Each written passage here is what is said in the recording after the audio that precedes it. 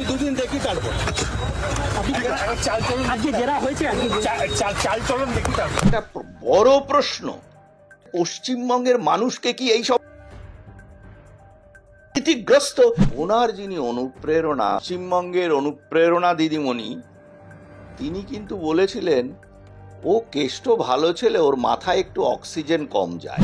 আইসির এই কারণে তার বিরুদ্ধে বিভাগীয় তদন্ত শুরু হয়েছে। এই বিভাগীয় তদন্ত শুরু হয়েছে ডেফিনেটলি অনুপ্রেরণায় অনুপ্রাণিত। পশ্চিমবঙ্গের মানুষ আজকে কোন জায়গায় গেছে? এই ধরনের নেতৃত্বের কথা যখন সারা পৃথিবীর অন্য জায়গার বাঙালিরা শুনছেন। ব্রত মণ্ডলকে ডেকে পাঠানো হয়েছে, তিনি হাজিরা দিয়েছেন, তাকে জিজ্ঞাসাবাদ করা হয়েছে। এই আইসির পরপর দুটো মোবাইলকে বাজেয়াপ্ত করা হয়েছে। অনুব্রত মণ্ডলের মোবাইলটা এখনো পর্যন্ত বাজেয়াপ্ত করা হয়নি। প্রমাণ লোপাটের কি সব রকম সুবিধা দেওয়া হলো? এই অডিও ছড়িয়ে যাওয়ার পরে কার কার সঙ্গে কথা বলেছেন এবং কি কি পরামর্শ এসেছে, এইটা লুকোনোর জন্যই কি এই মোবাইল এখনো পর্যন্ত বাজেয়াপ্ত করা হয়নি? রেকর্ডেড ফোনালাপের পরে তার যে কথাবার্তা হয়েছিল সেই বিশেষ জায়গাগুলোকে তিনি যাতে ডিলিট করে দিতে পারেন এই সুযোগটা তাকে দেওয়া হলো। অনুব্রত এরকম ভাষা ইউজ করার পরে ক্ষমা চাইলো এবং সঙ্গে সঙ্গে উইথড্র হয়ে গেল। দলদাস পুলিশ, দলদাস অ্যাডমিনিস্ট্রেশন, এটাতে তো কোনো ডেমোক্রেসি নেই পশ্চিমবঙ্গে এই মুহূর্তে, একদম ডেমোক্রেসি। পাড়ায় পাড়ায় অনুব্রত মণ্ডলরা রয়েছে, সামনে নির্বাচন রয়েছে। এই সরকার যেভাবে সন্ত্রাসকে, ভোট সন্ত্রাসকে প্রমোট করে, এই বিশেষ করে এই শাসক দল, তাতে করে অনুব্রত মণ্ডলের বিরুদ্ধে বা এই সন্ত্রাসবাদীদের বিরুদ্ধে ব্যবস্থা নেওয়া মমতা ব্যানার্জির পক্ষে কঠিন বলে আপনার মনে হয়? মন্ত্রিত্ব চলে যাবে। আমি একটা কথা বলি যে 2011-র পরে পশ্চিমবঙ্গে প্রতিটি নির্বাচনে, সাধারণ নির্বাচনে বেশি করে দুর্নীতি, বলপ্রয়োগ এবং পুলিশি হস্তক্ষেপ, হিংসা এগুলো বেড়েছে। যেটা সবচেয়ে বড় ভুল হচ্ছে পশ্চিমবঙ্গে, যে শুধুমাত্র ডোল দিয়ে কখনোই সবাইকে সন্তুষ্ট সবসময় করে রাখা যায় না। এখন তো আর কেন্দ্রে ওনার সেই বন্ধু নাকি কি সেই চিফ জাস্টিস, তিনি তো নেই। রিটায়ার্ড কর্মচারীদের টাকা চুরি করেছেন এবং অ্যাডমিনিস্ট্রেশনকে উনি, পুলিশকেও একেবারে তাদের এফিসিয়েন্সি নেগেটিভে নিয়ে গেছেন। এখানে ভোট দিতে দেওয়া হয় না, এখানে ভোট হয় না, ভোটের নামে লুটতরাজ হয়। সন্ত্রাসবাদীদের সংখ্যার থেকে সাধারণ মানুষের সংখ্যা অনেক বেশি। যেদিন রুখে দাঁড়াবে সেদিন হয়তো এই সন্ত্রাসবাদীদের ভোট লুট অনেক কঠিন হয়ে যাবে। তো মানুষ কিন্তু এই মমতা ব্যানার্জি সরকারকে, মমতা বন্দ্যোপাধ্যায়ের ওপর ভরসা রেখে শোধরাবার সুযোগ দিয়েছিল, কিন্তু প্রতিবার তো দেবে না। কেন এই সরকার বা মমতা ব্যানার্জি ন্যায়ের পথে চলতে পারছেন না? সত্যজিৎ রায়ের ওই সিনেমাটা, যে এরা যাতে শিক্ষা না পায়, যত জানে তত কম মানে। 2011 সালে উনি আসার পর থেকে মুসলিমদের কিছু বেআইনি করেছিলেন, ওই ওবিসি দিয়েছিলেন, সেটাও বেআইনি। বেআইনি বললাম তো, বাতিল হয়ে গেছে। এখন আবার নতুন করে যেটা হয়েছে সেটা আজকেই দেখলাম, যে সেখানেও তিনি মুসলমানদের ওইভাবে ঢুকিয়ে, ধরো র্যাডিক্যাল ইসলাম তো আছেই আমাদের দেশে, উনি সেই র্যাডিক্যাল ইসলামের পিঠে চড়েছে। অবস্থা খুব খারাপ, কোনো ব্যবসা বাণিজ্য ঠিক মতো নেই, এখানে কোনো রকম ইন্ডাস্ট্রি নেই, আসবে না। উনি টাটা বিতরণে যে সিগন্যালটা দিয়েছিলেন, সেই সিগন্যালটাই কিন্তু ডেট্রিমেন্টাল হয়ে গেছে। নমস্কার, বিবিধ নিউজে আমি অমিত রয়েছি আপনাদের সঙ্গে। দেখুন, সোশ্যাল মিডিয়ার দৌলতে এখন এই মোবাইল ফোনের মাধ্যমে যে কোনো কিছু আপনার হাতের মুঠোয়। অনুব্রত মণ্ডল আইসিকে যে কদর্য ভাষায় গালিগালাজ করেছে, 8 থেকে 80 তাদের মোবাইলে চলে গিয়েছে, তারা জেনে গিয়েছে। শুনতে খারাপ লাগলেও এটাই বাস্তব। কিন্তু অনুব্রত মণ্ডল যখন থানায় এসডিপিও অফিসে হাজিরা দিলেন, তিনি বলছেন তিনি যে গালাগালি দিয়েছেন তিনি ভুলে গেছেন। কি করে মনে পড়বে অনুব্রত মণ্ডলের? একটু কমেন্ট করুন তো দর্শক। নারায়ণ চক্রবর্তী, পদ্মশ্রী নারায়ণ চক্রবর্তী আমাদের সঙ্গে রয়েছেন। স্যার, বিবিধ নিউজে স্বাগত। অনুব্রত মণ্ডল নাকি ভুলেই গেছেন তিনি যে এই কদর্য ভাষায় গালাগালি দিয়েছেন, কিভাবে মনে পড়বে? ইতিহাস আছে এর, কিন্তু একটা ইতিহাস আছে। ইতিহাসটা হচ্ছে, ওনার যিনি অনুপ্রেরণা, উনি যার অনুগৃহীত ভ্রাতা, উনি দিদি বলেন, তিনি পশ্চিমবঙ্গের অনুপ্রেরণা দিদিমণি, তিনি কিন্তু বলেছিলেন ও কেষ্ট ভালো ছেলে, ওর মাথায় একটু অক্সিজেন কম যায়। এই যে মাথায় অক্সিজেন কম যাওয়া ক্রিমিনালদের দল, তাদেরকে পোষণ করে, লালন পালন করে এখন পশ্চিমবঙ্গের প্রশাসনিক শীর্ষ নেতৃত্ব এইসব ফ্রাঙ্কেনস্টাইনগুলোকে তৈরি করেছেন। এবং একটা কথা তুমি ভালো করে ভেবে দেখো, যে ওই ভিডিওটা তো সবাই শুনেছে, আমরা সকলেই শুনেছি, যে এটা যে অনুব্রতর দিদির স্পেশাল অনুগ্রহে এই কাজটি করা হয়েছে, অনুগ্রহ বলো বা যাই বলো, সে বিষয়ে কোনো সন্দেহ নেই। আমি বলছি কোনো সন্দেহ নেই। তার কারণ কি? কারণ হচ্ছে যে এটা নাকি যে আইসি রেকর্ড করেছেন, অনুব্রতকে না জানিয়ে রেকর্ড করেছেন। এখানে আমার একটা বক্তব্য আছে। বক্তব্য হচ্ছে, পশ্চিমবঙ্গের মানুষকে কি এইসব অর্ধশিক্ষিত, অশিক্ষিত, দুর্নীতিগ্রস্ত মানুষগুলো মনে করে তাদের মতো, না তাদের থেকেও নিকৃষ্ট? যখন কোনো কনভারসেশনে রেকর্ডিং করা হয়, তখন কিন্তু যিনি বলছেন, মানে যে রেকর্ড করছে তার বিপরীতে যিনি কথা বলছেন, তার কাছে কিন্তু অটোমেটিক্যালি মেসেজ চলে যায় যে ভয়েস রেকর্ড করা হচ্ছে। এটা খুব স্বাভাবিক। হ্যাঁ, তো কাজেই ওই যে অনুব্রতকে না জানিয়ে করেছে, এটার ব্যাপারটা কিন্তু ধোপে টেকে না। আমি জানি না কেন লোকেরা বলেনি। আমার ফোনে তো সবসময় তাই হয়, আমি জানি। তো এবারে আরেকটা বড় প্রশ্ন কি, যে আইসির এই কারণে তার বিরুদ্ধে বিভাগীয় তদন্ত শুরু হয়েছে। এই বিভাগীয় তদন্ত শুরু হয়েছে ডেফিনেটলি অনুপ্রেরণায় অনুপ্রাণিত হয়ে, তাছাড়া হয় না। এবারে আমার একটা বক্তব্য আছে, আমাদের এখানে কোনো মানুষ যদি অনুপ্রেরণা দিদিমণিকে অনুব্রত যা যা বলেছে ইনভার্টেড কমার মধ্যে ওই রকম কথা বলে দেয়, এবং তারপরে তাকে যখন কল করা হবে কোর্টে, তখন সে যদি বলে আমার তো কিছু মনে নেই, তাহলে ব্যাপারটা কি হবে? তার বিরুদ্ধে কি একই রকম স্টেপ নেওয়া হবে যেটা অনুব্রতর ক্ষেত্রে নেওয়া হচ্ছে? ভারতীয় সংবিধান অনুযায়ী ভারতের প্রত্যেকটি নাগরিকের অধিকার সমান, পশ্চিমবঙ্গের নাগরিকদেরও অধিকার সমান। আমার মনে হয় পশ্চিমবঙ্গ প্রশাসনের প্রতিটি আধিকারিক সেটা ভুলে গেছেন। কারণ ওই একটাই কথা,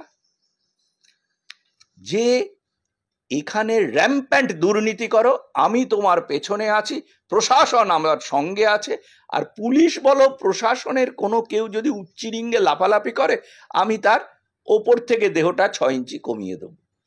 এই যে আশকারাটা, এটা পেয়ে পেয়ে এখন পশ্চিমবঙ্গ নিজের মতো স্বাধীনভাবে শাসিত হচ্ছে। পশ্চিমবঙ্গের মানুষ আজকে কোন জায়গায় গেছে? এই ধরনের নেতৃত্বের কথা যখন সারা পৃথিবীর অন্য জায়গার বাঙালিরা শুনছেন, অন্য মানুষরা শুনছে ভারতবর্ষের, তাদের মাথা হেট হয়ে যাচ্ছে বাঙালির। কোন জায়গায় আমাদের নিয়ে গেছে, আর কত আমরা সহ্য করব? স্যার, আমি বলছি দুটো প্রশ্ন উঠছে। অনুব্রত মণ্ডলকে ডেকে পাঠানো হয়েছে, তিনি হাজিরা দিয়েছেন, তাকে জিজ্ঞাসাবাদ করা হয়েছে। এই আইসির পরপর দুটো মোবাইলকে বাজেয়াপ্ত করা হয়েছে। অনুব্রত মণ্ডলের মোবাইলটা এখনো পর্যন্ত বাজেয়াপ্ত করা হয়নি। দুটো প্রশ্ন, প্রমাণ লোপাটের কি সব রকম সুবিধা দেওয়া হলো? আর দুই, অনুব্রত মণ্ডল এই অডিও ছড়িয়ে যাওয়ার পরে কার কার সঙ্গে কথা বলেছেন এবং কি কি পরামর্শ এসেছে, এইটা লুকোনোর জন্যই কি এই মোবাইল এখনো পর্যন্ত বাজেয়াপ্ত করা হয়নি বোলপুর থানার পক্ষ থেকে? দেখো, আমি যতদূর জানি বোধহয় গতকাল বা আজকে অনুব্রতর মোবাইলও বাজেয়াপ্ত করা হয়েছে, কিন্তু তার আগে পর্যাপ্ত সময় তাকে দেওয়া হয়েছে যে তার যে ওই ফোনের পরে যে, মানে ফোনালাপের পরে, যে রেকর্ডেড ফোনালাপের পরে তার যে কথাবার্তা হয়েছিল, সেই বিশেষ জায়গাগুলোকে তিনি যাতে ডিলিট করে দিতে পারেন, এই সুযোগটা তাকে দেওয়া হয়েছে। কিন্তু একেবারে যে এখনো অবধি হয়নি, সেটা বোধহয় ভুল। আর দ্বিতীয় হচ্ছে, অনুব্রত ওর এগেনস্টে একটা, মানে আইসির এগেনস্টে একটা কাউন্টার অ্যালিগেশন এনেছেন, এবং তিনি বলেছেন যে কে এটা ফাঁস করেছে, কেউ না কেউ ফাঁস করেছে, সেটা তো সত্যি কথাই যে দিয়েছে, তার ইনভেস্টিগেশন করা হোক। দেখো, যিনি অ্যালেজড অপরাধী, তার বিরুদ্ধে কিন্তু মানে এই কেস যেমন করা যায়, এবং সেই সঙ্গে অপরাধী, অ্যালেজড অপরাধী যদি বলেন যে আমার এটার এই হয়েছে, সেটাও এনকোয়ারি করা যায়। এটাতে কিন্তু খুব একটা দোষের কিছু নেই। দোষের সেটা হচ্ছে অনুব্রত এরকম ভাষা ইউজ করার পরে তার দলীয় নেতৃত্ব কি বলল, 4 ঘন্টার মধ্যে ক্ষমা চাইতে হবে, সে ক্ষমা চাইলো এবং সঙ্গে সঙ্গে উইথড্র হয়ে গেল। আজকে আমি নারায়ণ চক্রবর্তী হয়তো বলতে পারবো না, কিন্তু অন্য কোনো মানুষ যদি পশ্চিমবঙ্গের মুখ্যমন্ত্রী অনুব্রতর দিদি তাকে যদি এই একই ভাষায় কথা বলে এবং তারপরে সে যদি পাবলিকলি ক্ষমা চেয়ে ফেলে, তাহলে কি পুলিশ তাকে ডেকে অনুব্রতকে যেমন ছেড়ে দিয়েছে সেরকম ছেড়ে দেবে? তো কারণ এটা কিন্তু প্রেসিডেন্স হয়ে রইল। এরপরে মামলা হলে পরে সেটা কিন্তু কোর্টেড হবে। এবং পশ্চিমবঙ্গ সরকার আমাদের বাঙালি জাতিকে কোথায় নিয়ে যাচ্ছে? এটা তো সরকার নয়, এটা একটা বিশেষ দলের ডাইরেকশনে পশ্চিমবঙ্গের অ্যাডমিনিস্ট্রেশন, পুলিশ সব রান করছে। দলদাস পুলিশ, দলদাস অ্যাডমিনিস্ট্রেশন। এটাতে তো কোনো ডেমোক্রেসি নেই পশ্চিমবঙ্গে এই মুহূর্তে, একদম ডেমোক্রেসি নেই। স্যার, আমি বলছি যে অনুব্রত মণ্ডলকে শুধুমাত্র জিজ্ঞাসাবাদের জন্য ডাকা হয়েছিল। তৃণমূল থেকে প্রায় 150টি পরিবার তৃণমূল কংগ্রেস ছেড়ে বিজেপিতে যোগদান করেছে। পাড়ায় পাড়ায় অনুব্রত মণ্ডলরা রয়েছে, সামনে নির্বাচন রয়েছে। এই সরকার যেভাবে সন্ত্রাসকে, ভোট সন্ত্রাসকে প্রমোট করে, এই বিশেষ করে এই শাসক দল, তাতে করে অনুব্রত মণ্ডলের বিরুদ্ধে বা এই সন্ত্রাসবাদীদের বিরুদ্ধে ব্যবস্থা নেওয়া মমতা ব্যানার্জির পক্ষে কঠিন বলে আপনার মনে হয় কি? না, কঠিন নয়। আমি মনে করি মমতা ব্যানার্জির সরকার, তার দল টিকেই তো আছে এই ব্যবস্থার মাধ্যমে। তো কঠিন সে কেন হবে? দেখো, উনি নিজের মন্ত্রিত্ব চলে যাবে। আমি একটা কথা বলি যে 2011-র পরে পশ্চিমবঙ্গে প্রতিটি নির্বাচনে, সাধারণ নির্বাচনে বেশি করে দুর্নীতি, বলপ্রয়োগ এবং পুলিশি হস্তক্ষেপ, হিংসা এগুলো বেড়েছে। 2026-এও আরো বাড়বে। এবং রেজাল্ট কখনোই পাল্টানো যাবে না ওনাকে গদিতে রেখে যদি ইলেকশন করা যায়। পশ্চিমবঙ্গের অ্যাডমিনিস্ট্রেশনটাই তো কারাপ্ট হয়ে গেছে। আজকে ধরো সিআইএসএফ এলো বা কোনো কেউ এলো, হ্যাঁ, তোমার ইলেকশন কন্ডাক্ট করতে, সেন্ট্রাল ফোর্স তো রাস্তাঘাট চেনে না। তাদেরকে পশ্চিমবঙ্গ পুলিশ যেভাবে চালায় তারা সেভাবে চলে। তাছাড়া আরো অনেক ঘটনা আছে। আমি বিভিন্ন চ্যানেলে গত 2024-এর ইলেকশনের সময় ডাইরেক্টলি আমি বড় বড় বৈদ্যুতিক চ্যানেলে বসে আমি বলেছিলাম কি হতে যাচ্ছে বর্ধমান ইত্যাদির বিভিন্ন ইলেকশনের সময়, এবং সেটা ফলেও গেছিল। পশ্চিমবঙ্গে এই প্রশাসন এবং এই দলীয় রাজনীতির নেতৃত্বকে শীর্ষস্থানে রেখে কখনোই স্বাধীনভাবে ভোট দেওয়া সম্ভব নয়। পশ্চিমবঙ্গে কখনোই প্রতিফলিত হবে না মানুষের মানে যে ইচ্ছাটা, সেটা নির্বাচনের মাধ্যমে। এখানে মুশকিল হচ্ছে ওয়ান ফ্যামিলি, মানে ডেমোক্রেসিতে যেমন হয় সবাই ইকুয়াল, সেই all are equal, but there is one family which has the highest position in democracy, and below the family, the other supporters of the family, they are more equal than other equals, and the total resource of the administration সেটা তাদের পেছনেই ব্যয় হচ্ছে। এবং এইখানেই হচ্ছে সবচেয়ে বড় মুশকিল আজকে পশ্চিমবঙ্গে। আমি তোমাকে একটা কথা বলি, কয়েকদিন আগে একটা আমার পুরো মানে একটা জায়গাতে আমি গিয়েছিলাম কিছু খেতে, খিদে লেগেছিল, একটা রেস্টুরেন্ট আমার পরিচিত। তাদেরকে আমি বললুম যে আচ্ছা আপনাদের এরকম হচ্ছে কেন? বলে দেখুন আমাদের কিন্তু এত খারাপ অবস্থা তো আপনি জানেন, একটা এসি রেস্টুরেন্ট, একদম ভিড় টিন নেই। বলল দেখুন করোনার সময় যেটা শুরু হয়েছিল তারপরে কিন্তু আমরা রিভাইভ করতে পারিনি। কারণ হচ্ছে কি, আমাদের এখানে খিদে পেলে খেতে আসবে কারা? যারা লোকালি কাজকর্ম করে, চাকরি বাকরি করছে, বিভিন্ন কামধান্দায়। আমাদের তো এখানে শিল্প নেই, বিজনেস নেই, কিছুই নেই। এখানে লোকে কেন আসবে? এইটাই হয়ে গেছে মারাত্মক। এবং মমতা ব্যানার্জির যেটা সবচেয়ে বড় ভুল হচ্ছে পশ্চিমবঙ্গে, যে শুধুমাত্র ডোল দিয়ে কখনোই সবাইকে সন্তুষ্ট সবসময় করে রাখা যায় না। উনি ডোলের পার্সেন্টেজটা বাড়িয়ে দিচ্ছেন। কি করে বাড়াবেন? এখন তো আর কেন্দ্রে ওনার সেই বন্ধু নাকি কি সেই মানে আপনার কি বলে ওই যে চিফ জাস্টিস, তিনি তো নেই। সম্প্রতি এই ডিএ 25% দিতে হচ্ছে। এরপরে আগস্ট মাসে যখন টোটালটা দিতে হবে, উনি দেবেন কোথার থেকে? এখানেই 10 কোটি টাকা যাচ্ছে, আরো 31 কোটি, তার ওপরে অষ্টম পে কমিশন। এ তো ওনার তো টাকা দিতে দিতে ফতুর হয়ে যাবেন। সবচেয়ে বড় কথা হচ্ছে যে সুপ্রিম কোর্ট কিন্তু রায় দিয়েছে যে উনি কর্মচারীদের মানে রিটায়ার্ড কর্মচারীদের টাকা চুরি করেছেন, এবং অ্যাডমিনিস্ট্রেশনকে উনি, পুলিশকেও একেবারে তাদের এফিসিয়েন্সি নেগেটিভে নিয়ে গেছেন। কিভাবে নিয়ে গেছেন?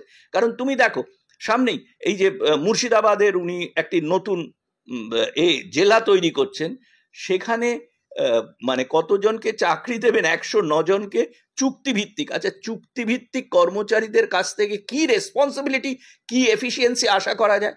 চুক্তিভিত্তিক শিক্ষক, উনি যে শিক্ষকদের নিয়ে এত অশ্রু বিসর্জন করছিলেন, হাইকোর্টে একজন জজ বিচার করার সময় বলেছিলেন যে আমার এই ক্যান্ডিডেটকে দেখছি ক্লাস 8 পাস, তিনি চাকরি করছেন ক্লাস 12-এ পড়াচ্ছেন।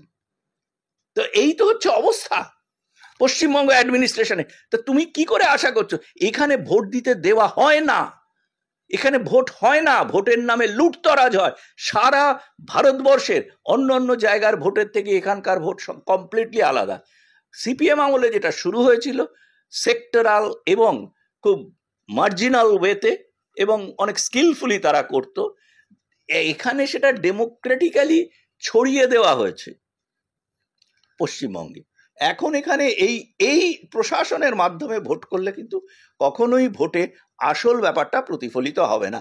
সে যে কোনো দলই ওর বিরুদ্ধে নির্বাচনে লড়ুক, যতই তার জনসমর্থন থাকুক।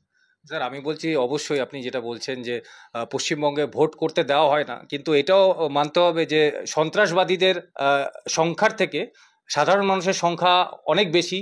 যেদিন রুখে দাঁড়াবে সেদিন হয়তো এই সন্ত্রাসবাদীদের ভোট লুট অনেক কঠিন হয়ে যাবে। কিন্তু আমার বিষয়টা হলো, প্রশ্নটা হলো যে 2016 সালে বলুন, 2021 সালে বলুন, ফলের বিচারে কেউ মানতে নাও পারেন যে তৃণমূল কংগ্রেসের অবস্থা কিন্তু শোচনীয় ছিল 16তেও এবং 21এও। তা সত্ত্বেও মানুষ কিন্তু এই মমতা ব্যানার্জি সরকারকে, মমতা বন্দ্যোপাধ্যায়ের ওপর ভরসা রেখে শোধরাবার সুযোগ দিয়েছিল। কিন্তু প্রতিবার তো দেবে না। কেন এই সরকার বা মমতা ব্যানার্জি ন্যায়ের পথে চলতে পারছেন না? দেখো, ন্যায়ের পথে চলতে তার দুটো বাধা আছে। একটা হচ্ছে পারিবারিক সম্পত্তি বাড়ানো, সেটা হবে না। পারিবারিক উত্তরাধিকার, সেটা পেতেও বাধা আসবে। দ্বিতীয় আরেকটা বড় ব্যাপার কি জানো? সেই সত্যজিৎ রায়ের ওই সিনেমাটার, যে এরা যাতে শিক্ষা না পায়, যত জানে তত কম মানে। উনি তো ওনাকে মানার ওপরেই টিকে আছেন। এবং তুমি একটা জিনিস দেখো, আমি কিছুদিন আগেই একটা লেখাতেও লিখেছিলাম যে পশ্চিমবঙ্গে উনি যখন এসছেন, উনি তো দুধেল গাই তত্ত্ব আমদানি করেছেন, যে গরু দুধ দেয় তার ইয়েও খেতে হয়, তোমার কি বলে, তার চাটের বাড়িও খেতে হয়, ঠিকই। হ্যাঁ, কিন্তু আমি বলতে চাই 2011 সালে উনি আসার পর থেকে এখন যে এত সুবিধে দিয়েছেন, এই যে মুসলিমদের কিছু বেআইনি করেছিলেন, ওই ওবিসি দিয়েছিলেন, সেটাও বেআইনি। বেআইনি বললাম তো, বাতিল হয়ে গেছে। এখন আবার নতুন করে যেটা হয়েছে সেটা আজকেই দেখলাম, যে সেখানেও তিনি মুসলমানদের ওইভাবে ঢুকিয়েছেন। সেটা আমি জানি না কোর্টে কি হবে। কারণটা তো কি? মানে উনি কেন পারেন না? কারণ হচ্ছে, দেখো, উনি যেটা চাইছেন, উনি কিন্তু এখানে ওনার সমর্থক জেহাদিদের দিয়ে ভরাতে চাইছেন। তুমি খোঁজ নিয়ে দেখো যে যেসব মুসলিম মানুষ চাকরি পেয়েছে তার সিংহভাগ হচ্ছে এইভাবে, তার সিংহভাগ হচ্ছে উর্দু স্পিকিং মুসলিমস, মানে নন বেঙ্গলি মুসলিমস। পশ্চিমবঙ্গের যে সাধারণ ন্যাচারালাইজড মুসলিমসরা, তারা কিন্তু ওনার রাজত্বে তাদের অবস্থা কিন্তু মোটেই ভালো হয়নি। অনেক অনেক মুসলিম নেতা সে কথা বলছেন। হ্যাঁ, তাদের মধ্যে শিক্ষা, উনি মাদ্রাসা বানিয়েছেন, তাতে কি হয়? শিক্ষা বাড়েনি। এবং সাধারণ ল অ্যাবাইডিং মুসলিম পরিবারের কাছে তুমি গিয়ে জিজ্ঞেস করো যে আপনি সুযোগ পেলে, সমান সুযোগ পেলে, আপনি আপনার সন্তানকে মাদ্রাসায় দেবেন নাকি আমাদের যে মডার্ন স্কুলগুলো সেটাই দেবেন? তারা সবাই মডার্ন স্কুলেই দেবেন। এবং তারাও সুযোগ পেলেই ওইখান থেকেই লেখাপড়া করেছেন, মডার্ন স্কুল কলেজ থেকে। মাদ্রাসাতে তারা না পেরে পড়ে। 1 নম্বর, সবাই নয়, আমি যেটা বললাম যে ন্যাচারালাইজড এবং ন্যাচারাল যে মুসলিমরা, এখন তো ধরো র্যাডিক্যাল ইসলাম তো আছেই আমাদের দেশে, উনি সেই র্যাডিক্যাল ইসলামের পিঠে চড়েছেন। এবং দেখো ওনার কথাবার্তাগুলো, সেটাও কিন্তু আমাদের দেশের সংহতির পরিপন্থী। উনি মানে অশ্লীলভাবে প্রধানমন্ত্রীকে উনি ব্যঙ্গ করেছেন কি সিঁদুর বিক্রি করতে এসছেন। এটা তো উনি যেটা করেছেন, পহেলগাঁওয়ের শহীদদের অপমান করেছেন উনি। এই অপমান কারা করে? আমাদের সীমানা পারের, দুদিকের সীমানা পারের যে র্যাডিক্যাল ইসলামিস্ট, সেই নেতৃত্বরা করে। পাকিস্তানে একজন বিশেষজ্ঞ পাকিস্তানের চ্যানেলে বসে বলেছিলেন যে মোদির সঙ্গে ভারতের সবাই নেই, অনেকেই আমাদের সঙ্গে আছে বলে তিনি নাম করেছিলেন Arundhati Roy, Mamata Banerjee, left parties, Congress, etcetera etcetera. Mamata Banerjee আজও তার প্রতিবাদ করেননি। এই জায়গাগুলো, এবং তোমাকে আমি একটা কথা বলি যে পশ্চিমবঙ্গে এখন যে পরিবেশ দাঁড়িয়েছে, সাধারণ হিন্দু মুসলমান তো সকলেরই অবস্থা খুব খারাপ। কোনো ব্যবসা বাণিজ্য ঠিক মতো নেই, এখানে কোনো রকম ইন্ডাস্ট্রি নেই, আসবে না। উনি টাটা বিতরণে যে সিগন্যালটা দিয়েছিলেন, সেই সিগন্যালটাই কিন্তু ডেট্রিমেন্টাল হয়ে গেছে। উনি বছরের পর বছর ধরে, একসময় তো আমরা জানতাম জ্যোতিবাবু গরম পড়লেই এখানে শীতের দেশে চলে যেতেন, সব মুরগি ধরার মতো উনি শিল্পপতি ধরে আনতেন, একটাও শিল্পপতিকে আনতে পারেনি। আর ইনি করেন কি বলে বিজনেস সামিট। সে বিজনেস সামিটে টাই স্যুট হ্যাট পরে অনেকেই যায়, অনেক মৌ হয়, মৌতাতের মতোই সেটা মিলিয়ে যায় কমলাকান্তের মতো। কোনো ইন্ডাস্ট্রি এখানে হবে না, হওয়া সম্ভব নয়। ইন্ডাস্ট্রিগুলোও বন্ধ হয়ে যাচ্ছে, কারণ সেই দুর্নীতি, তোলাবাজি। যেখানে তো মাটি ফেলবে, লোক আসবে, সেখানেই চলে আসবে। আপনার যদি কোথাও একটা টার্নওভার হয় সে 50 লাখ, আপনাকে তৃণমূলের বিভিন্ন সংগঠন এবং আজকাল যে মানে প্রশাসনের সংগঠন, তাকে 51 লাখ টাকা আপনাকে দিতে হবে। আপনার টার্নওভার হলো 50 লাখ, আপনাকে 51 লাখ টাকা দিতে হবে। কে ইন্ডাস্ট্রি করতে আসবে? Everybody knows it, everybody knows it. আমি এটা এক্সাম্পল বললাম। সব জায়গায় এরকম পালিয়ে যাচ্ছে লোকে, কেউ আসবে না এখানে।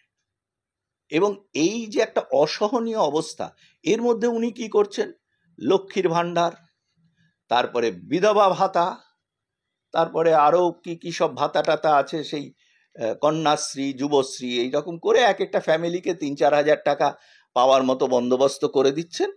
এবং তারা সেইভাবেই, এবং এমন একটা ভাব দেখানো হচ্ছে, শহরে আমাদের মতো কিছু খুব কম সংখ্যক মানুষ, এদের কথা ছেড়ে দাও, গ্রামে গঞ্জে মফস্বলে এইসব জায়গায় কিন্তু মানুষ কিছুতেই সরকার এবং দলীয় অনুগ্রহ ছাড়া জীবন ধারণ করতে পারবে না, এরকমই একটা পরিবেশ তৈরি করা হয়েছে। এরা কি করে তাদের কথার বিরুদ্ধে যাবে? এবং প্রথম কথা হচ্ছে যে ভোটে যারা দাঁড়ান, ভোটে যারা যেতেন, তারা দেশ সেবা করার জন্য। একটা তৃণমূলের লোকের বুকে হাত দিয়ে বলো তো যে তারা কি দেশের সেবা করার জন্য না আত্মসেবা করার জন্য গেছে? এবং আত্মসেবা করতে ওদের যা ফর্মুলা আছে, তো কোথায় কোথায় কি দিতে হবে না দিতে হবে, সেই সব করেই তারা যায়। এবং এটা তাদেরও কিন্তু মরণ বাঁচনের প্রশ্ন। একজন পুলিশ অফিসারের আমি একটা শুনেছিলাম, তিনি বলছেন যে কখনোই পুলিশ চোর বা ডাকাতকে ধরতে পারে না পেছন থেকে দৌড়ে গিয়ে। কেন পারে না? তার কারণ হচ্ছে পুলিশ তার চাকরির জন্য দৌড়োয়, আর চোর ডাকাত দৌড়োয় তাদের প্রাণ বাঁচানোর জন্য, তাদের ব্যবসা বাঁচানোর জন্য, তাদের ফ্যামিলিকে বাঁচানোর জন্য। এখানে কিন্তু এই চোর ডাকাতদের ফোর্সটা অনেক বেশি।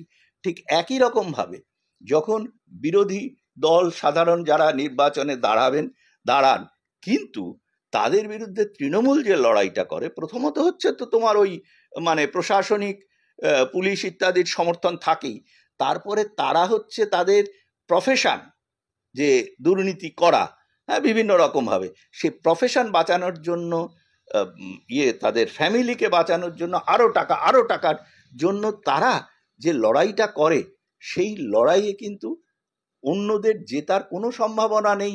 এই রকম একটা ত্রুটিপূর্ণ দুর্নীতি, মানে টোটাল দুর্নীতিতে মজে থাকা একটা সামাজিক পরিকাঠামোর মধ্যে যদি কোনো নির্বাচন হয়, এই নির্বাচন কখনোই সম্ভব হবে না পশ্চিমবঙ্গের প্রশাসনকে এবং পশ্চিমবঙ্গের শাসক দলকে প্রশাসনিক পদে বসিয়ে রেখে পশ্চিমবঙ্গে নির্বাচন করলে।